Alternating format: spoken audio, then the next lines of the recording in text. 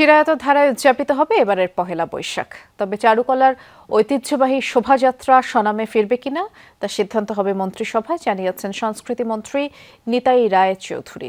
বলেছেন, অন্তর্বর্তী সরকারের পহেলা বৈশাখের মঙ্গল শোভাযাত্রার নাম পরিবর্তনের কোনো দরকার ছিল না। সচিবালয়ে সাংবাদিকদের সাথে আলাপে জানান, এবার চিরায়ত নিয়মেই শোভাযাত্রা অনুষ্ঠিত হবে।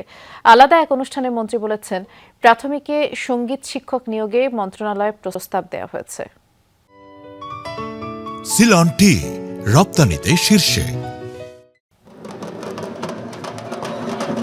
পহেলা বৈশাখের বর্ষবরণের অন্যতম প্রধান আকর্ষণ চারুকলার মঙ্গল শোভাযাত্রা, যাতে নির্দিষ্ট থিমে চিরায়ত বাংলার লোকোমোটিভ সহ নানা অনুষঙ্গ তুলে ধরেন শিক্ষার্থীরা।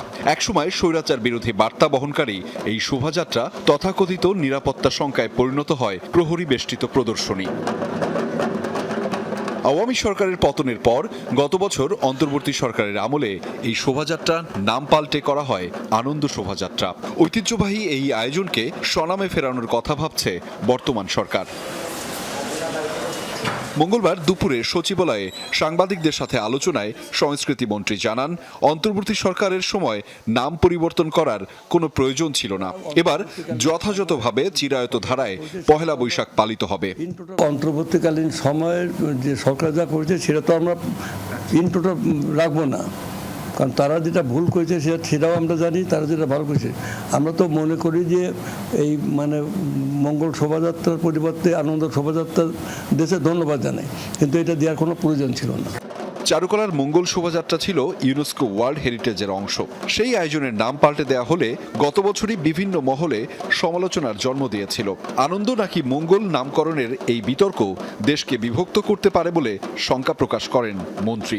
বলেন, ফ্যাসিবাদী চিন্তা চেতনা ও মৌলবাদী ধ্যান ধারণার বিরুদ্ধে সরকার। মঙ্গল শোভাযাত্রা এই নামটাই চলে আসতেছে।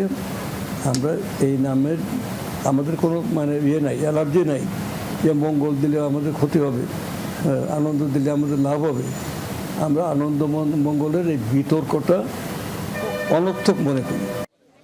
এর আগে ঢাকা বিশ্ববিদ্যালয়ে অন্য এক আয়োজনে সংস্কৃতি মন্ত্রী বলেন, প্রাথমিক বিদ্যালয়ে সঙ্গীত শিক্ষক নিয়োগে শিক্ষা মন্ত্রণালয়কে প্রস্তাব দিয়েছে সংস্কৃতি মন্ত্রণালয়। প্রস্তাবে উল্লেখ করা হয়, শিক্ষক নির্বাচন করবে সংস্কৃতি মন্ত্রণালয়, তবে বেতন দেওয়া হবে শিক্ষা মন্ত্রণালয় থেকে।